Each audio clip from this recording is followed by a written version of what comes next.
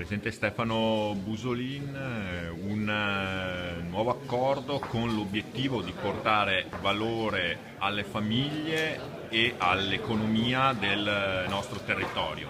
Sì, direi un accordo innanzitutto vale la pena dire primo in Italia. Abbiamo messo assieme tre settori merceologici completamente diversi, quindi i servizi, gli artigiani e la finanza, portiamo valore importante alle famiglie, portiamo risparmio alle famiglie, portiamo abbattimento dell'inquinamento. Per la prima volta quindi a Treviso nasce un progetto unico che dà la possibilità a chi vuole con comodità cambiare la caldaia, oppure cambiare le pompe di calore, di accedere a dei veri e propri risparmi portandosi a casa le ultime tecnologie messe a disposizione dal mercato.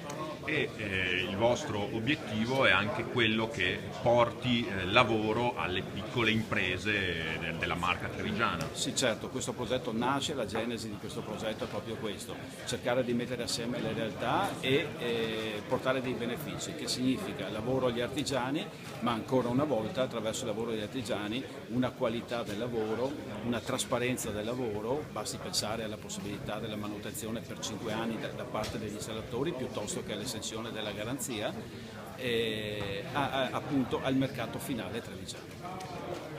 Fatta a Treviso, ora Ascotrade, che appunto ha una dimensione più ampia della singola provincia trevigiana, punta anche al resto del Veneto. Certo, noi lo dicevamo prima, non è un punto di arrivo, è una partenza, è una nuova partenza, vogliamo coinvolgere gli artigiani delle altre province, le banche presenti nelle altre province e quindi portare questi vantaggi e l'abbattimento dell'inquinamento in tutto il Veneto.